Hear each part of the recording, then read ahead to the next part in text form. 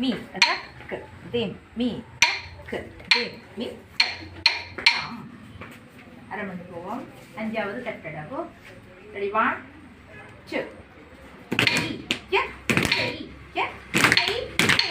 தாம்.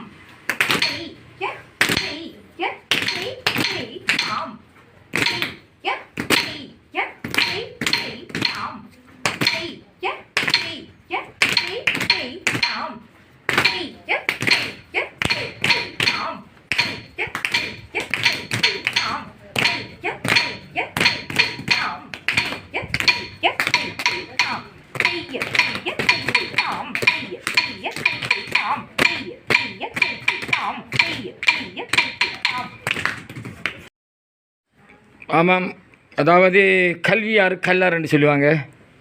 அதாவது தமிழோட பின்னிப்பிணைந்தது தான் இந்த நடனக்கலை.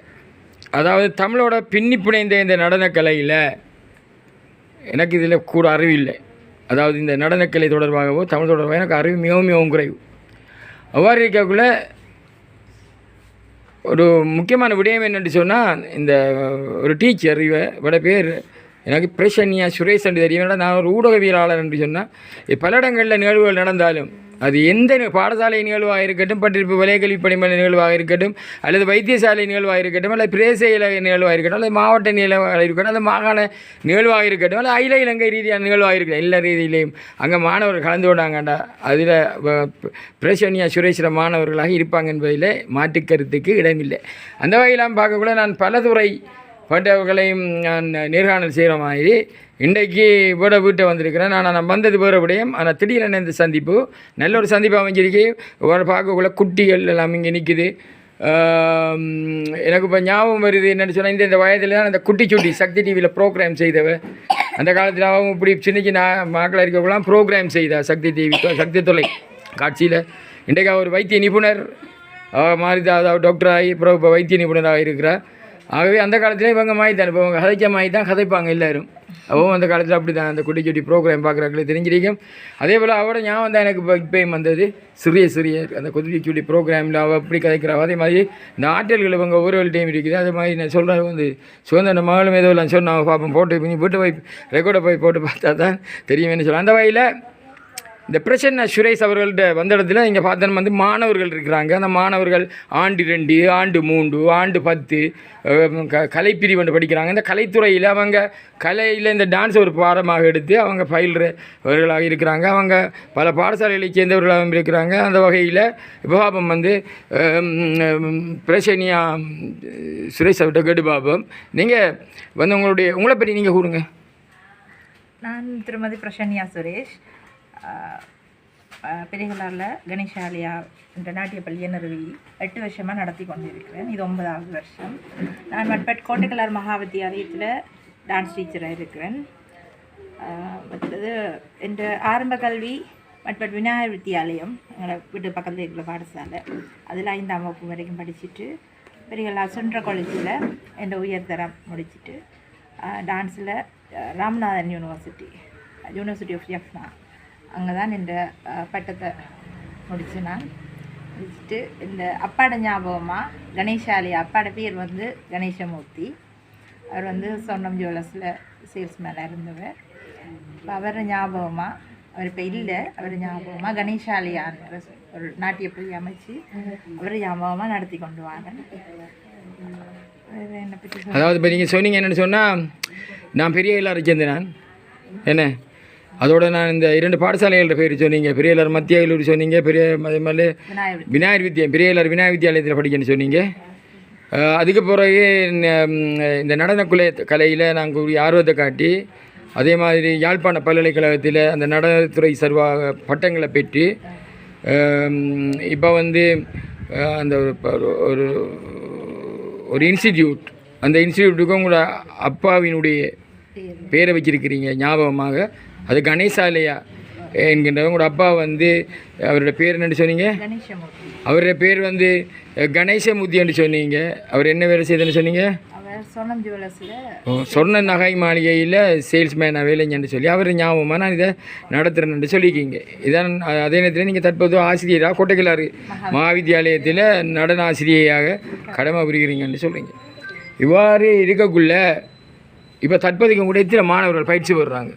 இப்போது கூடியில் 85 பிள்ளைகள் பயிற்சி பெறாங்க. அந்த 85 மாணவர்களும் வயதில் எவ்வாறு இருக்கிறது? வயதில் 4 வயசுல இருந்து 7 வரைக்கும் இருக்கிறாங்க.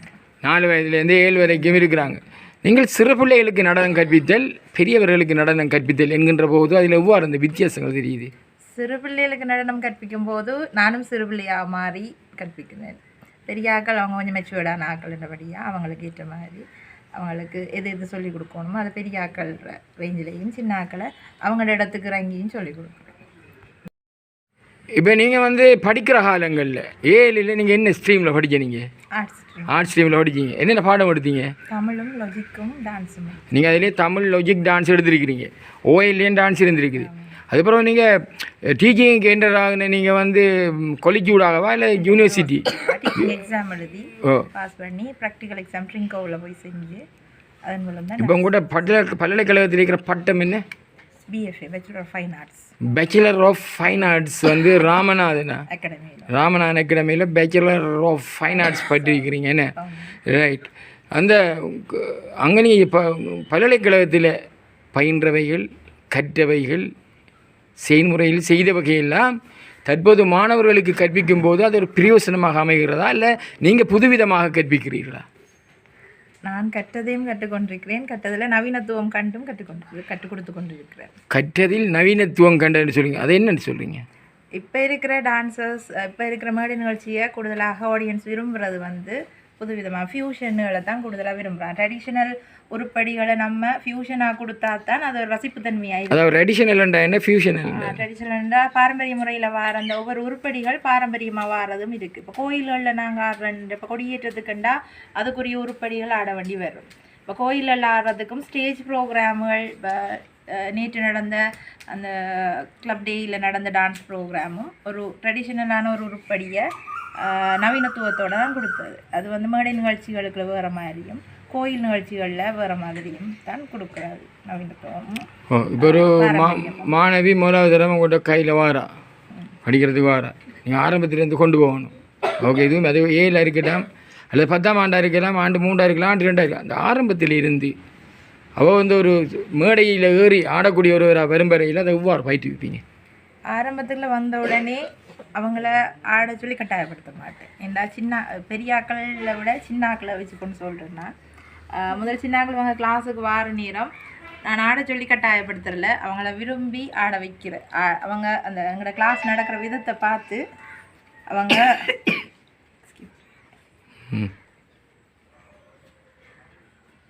கிளாஸ் நடக்கிற விதத்தை பார்த்து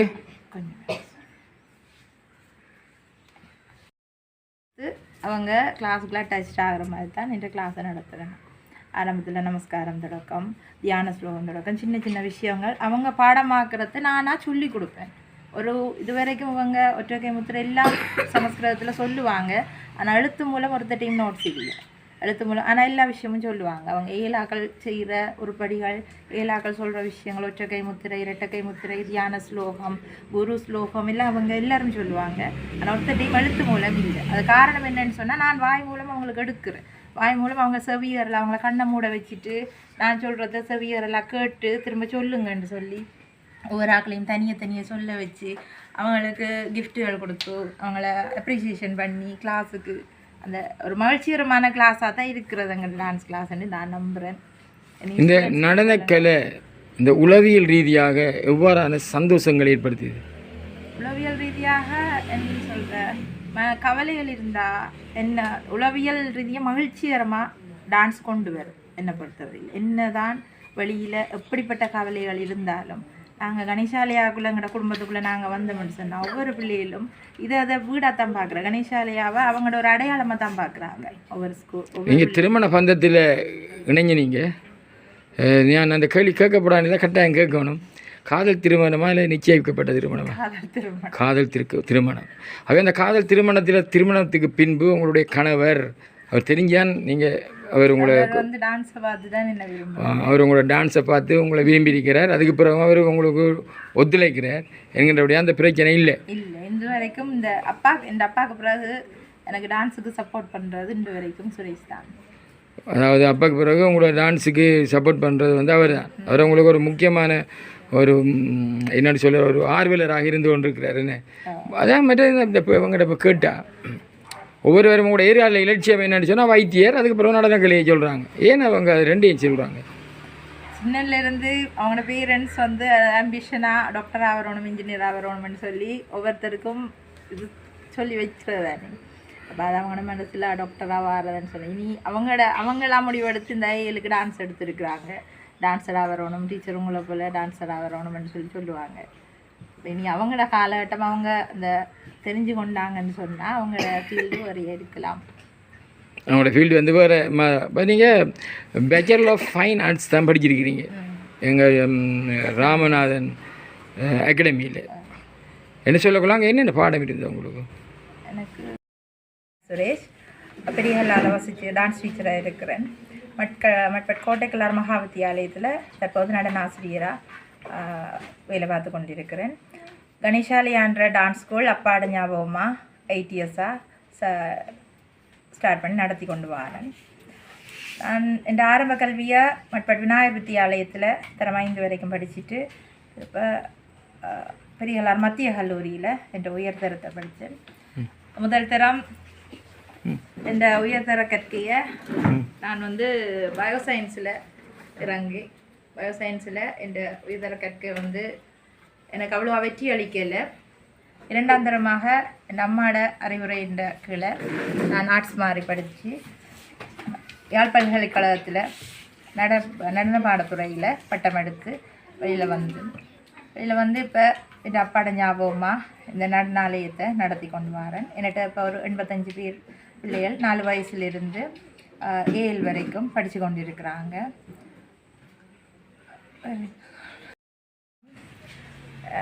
திருமணம் முடித்து 13 வருஷங்களாகுது. என் கணவர் மிஸ்டர் சுரேஷ் இப்போ கனடாவில் இருக்கிறார். என் டான்ஸை கண்டு தான் அவர் என்னை காதலித்து திருமணம் செஞ்சார். இப்போ வரைக்கும் இந்த ப்ரொஃபஷனலுக்கு எந்த ஒரு தடையும் இல்லாமல் போகிறதுக்கு பெரிய ஒரு சப்போர்ட்டாக இருக்கிறது வந்து என் கணவர். தாண்டி அதை விட சப்போர்ட்டுன்னு சொல்கிறோம். அதாவது நான் இங்கே இருக்க காரணம், இங்கே இந்த டான்ஸ் டீச்சராக இந்த கலையில் இருக்கிறதுக்கு காரணம் அம்மாவால் நான் இந்த டான்ஸ் ஸ்ட்ரீமே சூஸ் பண்ணி இந்த வரைக்கும் எல்லா விஷயம் நான் ஒவ்வொரு ப்ரோக்ராம் போகிறது தொடக்கம் என் பிள்ளைகளை பார்த்துக்கொள்கிறது. நான் இந்த ஃப்ரீயாக வழியில் எல்லா வேலையும் முடித்து என் டான்ஸ் சம்மந்தமாக எல்லா வேலையும் முடிச்சுட்டு நிம்மதியாக வாரதுக்கு காரணம் அம்மா தான். அதை தாண்டி போன வருஷம் எங்களோட கணேஷாலயா பிள்ளைகள் 8ஆவது வருஷம் அரங்கேற்றம் ஒன்று செஞ்சேன். நான் அரங்கேற்றம் அது பெரிய அளவில் நடத்தினது. கணேஷாலயா அரங்கேற்றம் 12 டான்ஸு நட்டுவாங்கத்தோட பெரியகல்லாரில் முதல் முறையாக செஞ்சேன் நான் அரங்கேற்றம். அதை தாண்டி எங்களோட கோயில்களில் நவசந்தி கௌத்துவம் என்ற விஷயம் எங்களோட கோயில் கொடியேற்றங்களில் எங்களோட மாணவர்களால் அது இறைவனுக்கு சமர்ப்பிக்கப்படுறது.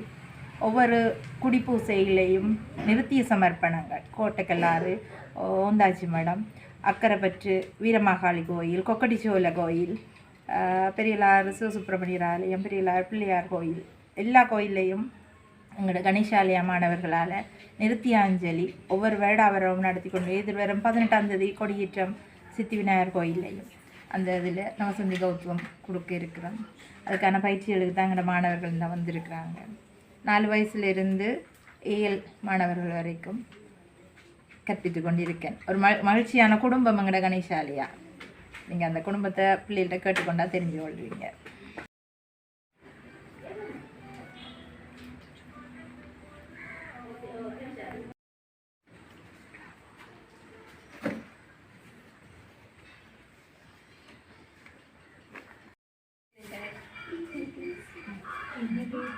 नमस्कार.